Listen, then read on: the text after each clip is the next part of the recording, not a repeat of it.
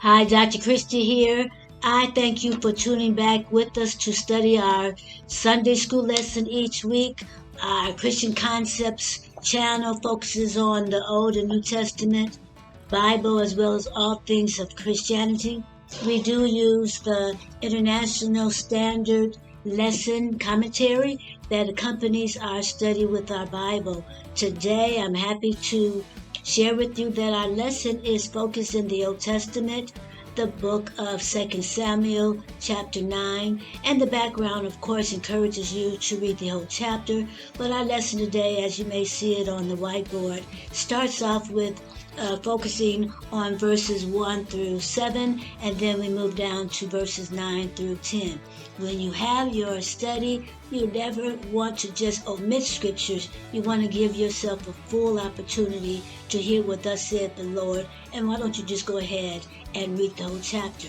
Our lesson today is entitled Justice and Kindness, and it definitely has to do with King David. So let's begin our study. We're going to give you those two goals that you should be able to achieve when you're studying as well.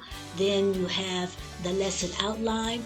Our lesson outline again is broken into sections, and then I'm going to present the scripture to you on screen as well as read with you.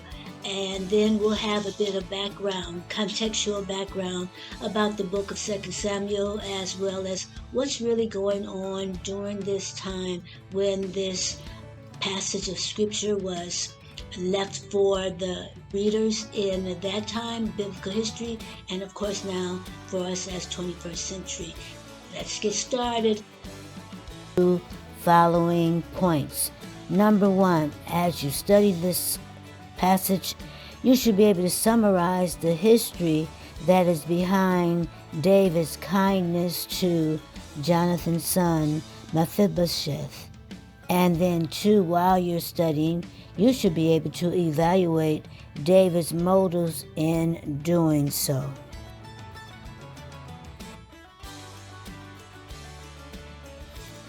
Our lesson outline is divided in 2 sections.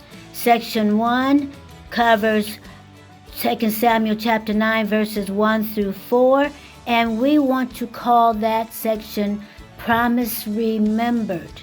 And in verses 1 through 3, David has presented his search.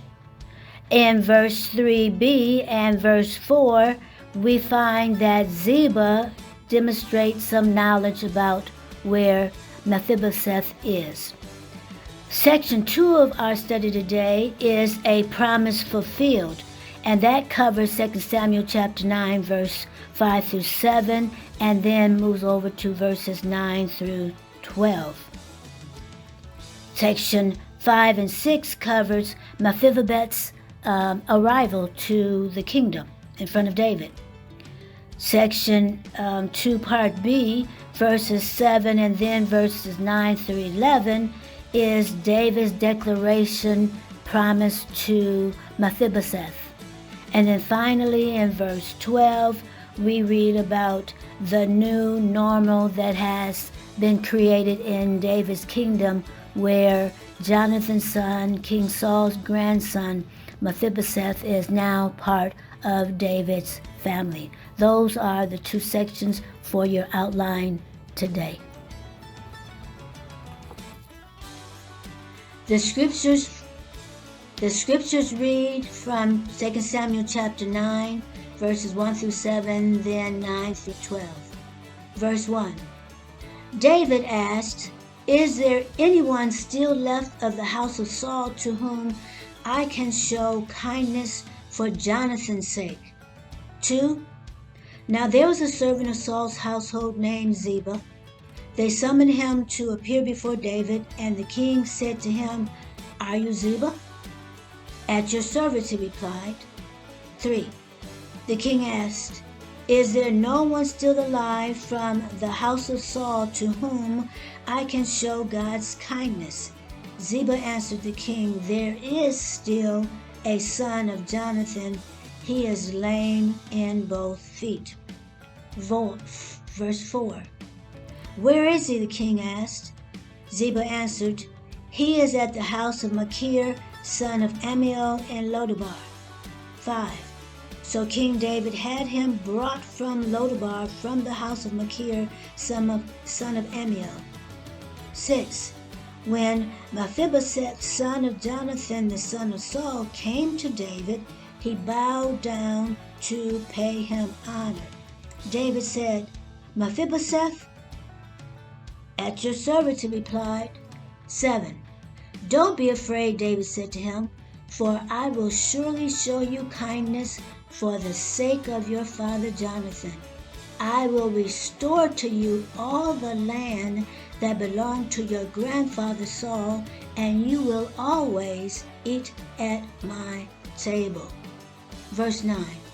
Then the king summoned Ziba, Saul's steward, and said to him, I have given your master's grandson everything that belonged to Saul and his family.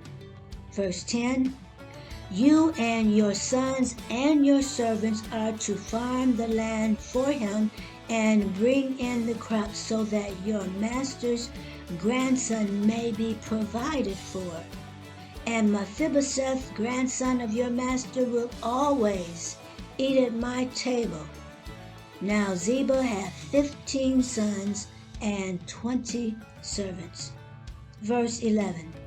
Then Ziba said to the king, Your servant will do whatever my lord the king commands his servant to do. So Mephibosheth ate at David's table like one of the king's sons. And verse 12. Mephibosheth had a young son named Micah, and all the members of Ziba's household were servants of Mephibosheth.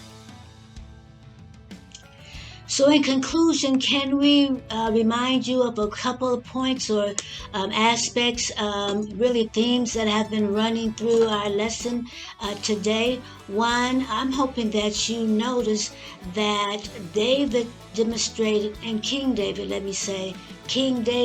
demonstrated not only just justice, but his kindness for a couple of reasons.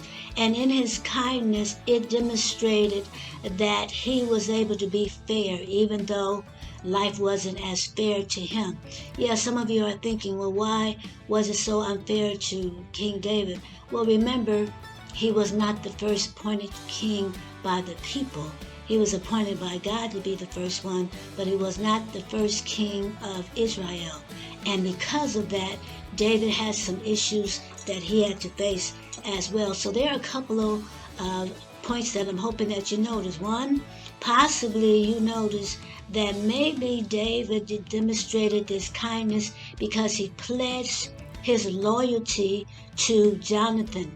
Jonathan, Mephibosheth's father, Saul's son, he pledged that in their friendship, and he wanted to honor that he was going to be true to the family of Saul all of his life. He didn't have to. He became the new king. He could have dismissed it as Saul did. Saul saw the loyalty of David. He saw the friendship with his son Jonathan and David. He saw the commitment with his daughter married to David. Yet Saul did not treat David during his latter years as a kind father would be to his son, or someone who was loyal to his employees, workers, or those in his kingdom. But David determined he was going to be a different kind of king. So he promised that to Jonathan. Maybe we can see that the kindness, which was really being justified according to his word, was shown in his attempt to honor that for Mephibosheth. 2, maybe David remembered all of the ordeals he had to endure while he was king, becoming king, and actually was king. Not just because of Saul was still after him, but he didn't know if Saul's family, including Jonathan's son, Mephibosheth if he was going to take revenge. That happened all the time, in biblical history, and you watch many movies that let you see family members are always wanting to retaliate and surface as the new one in charge. So possibly he did so because he remembered the ordeals that he went through while he was king of Israel. And then third, the scriptures say in 1 Samuel that David was a man after God's own heart. Yeah, he was demonstrating, God used him to demonstrate to the people of Israel how they were going to have to be open even to the enemies. And here again, to this thing, possibly for us in the 21st century, God has showed us through David's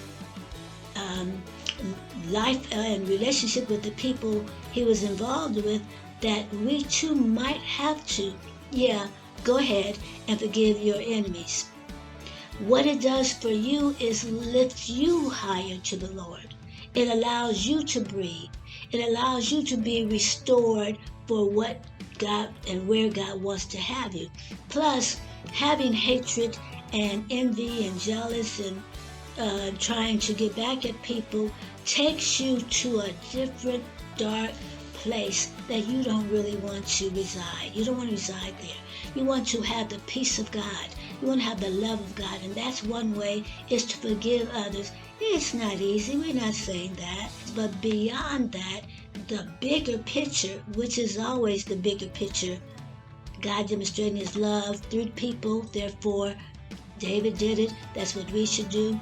Here, maybe we are to consider, have we done all we could to demonstrate God's love, not our love, not our little bit of love, God's immense love for his people. Forgiving them, take a minute or two, but still forgiving them still the same. That might be also one of the major aspects that this record is left for us.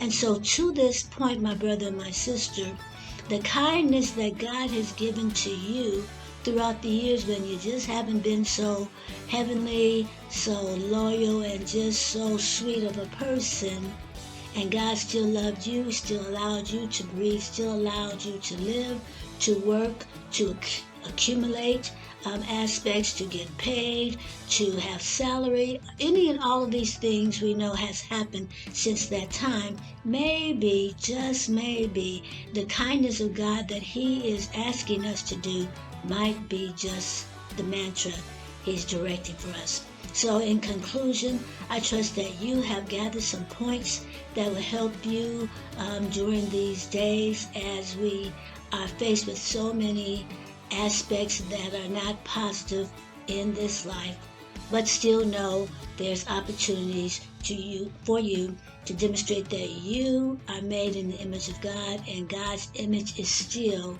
to display love with his people. If you like us, why don't you share that with us? If you would like to share our video with someone else, we'll be delighted to know that. If you want to leave us a comment, we'll be sure to respond back to you. And if you so choose to subscribe, we'd like that too. So, and this is Dr. Christie. Until we see you again, you be blessed.